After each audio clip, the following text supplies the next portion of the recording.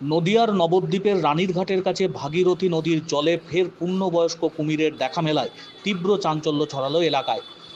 নবদ্বীপ পৌরসভার ৮ নম্বর ওয়ার্ডের রানী রাসমণির স্মৃতিবিজড়িত রানীরঘাট সুরধনির তীরে পূর্ণবয়স্ক কুমিরের দেখা মেলে, আর তাকে ঘিরেই আতঙ্ক ছড়ায় গোটা এলাকায়। রানীরঘাটে স্নান করতে আসা বেশ কয়েকজন বৃদ্ধ বৃদ্ধা তারা ওই কুমিরটিকে দেখতে পান।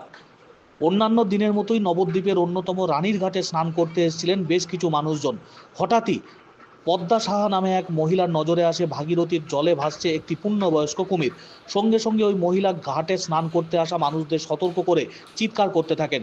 কুমির দেখে আতঙ্কিত হয়ে স্নান করতে থাকা মানুষজন উঠে পড়েন জল থেকে। স্নান বন্ধ করে ঘাটের সিঁড়ির উপরে চলে আসেন সকলে।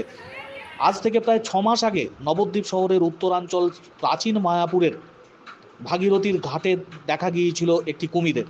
তারপর দীর্ঘ সময় পর আবার রানীর ঘাটে দেখা মিলল পূর্ণবয়স্ক কুমিরের, এমনটাই দাবি করছেন স্থানীয়রা।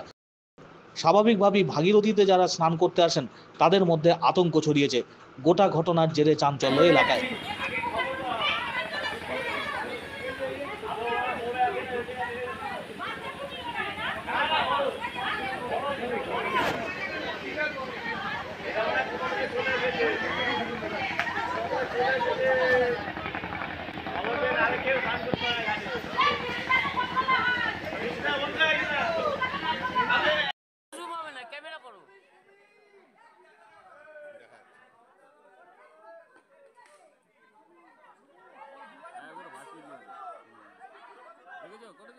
হ্যাঁ হ্যাঁ, এই যে দেখা যাচ্ছে, এই যে দেখা যাচ্ছে। হ্যাঁ, জুম করো, জুম করলে তো বেরিয়ে আসবে।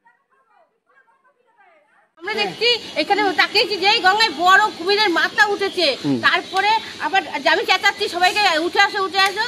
তারপরে আবার উঠেছে, ডুব দিয়েছে, লেজটা এরকম নাড়া দিচ্ছে এরকম করে। সেই 2-3 বার দেখেছি। তারপর ওরা কি ঘাটে ধারিয়ে চলে এসেছিল? না, আমরা চেঁচামেচি, লোকের চেঁচামেচি যাচ্ছে যাচ্ছে যাচ্ছে ওই অব্দি একদম মধ্যখানে চলে গেছে। ওই যে না, প্রথমে কি ঘাটের কাছেই ছিল? হ্যাঁ, এইখানটা একদম এইখানটা।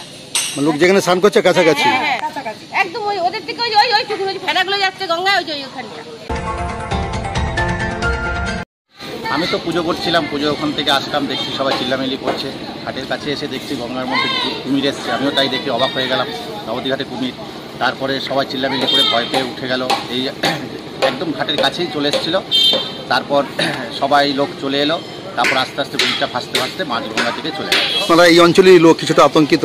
নিশ্চয়ই খুবই আতঙ্কিত, এবং আমরা যতদূর পেরেছি বন দপ্তরের কাছে ফোন করার চেষ্টা করেছি। হ্যাঁ, সবার সঙ্গে একটু যোগাযোগ করার চেষ্টা করেছি।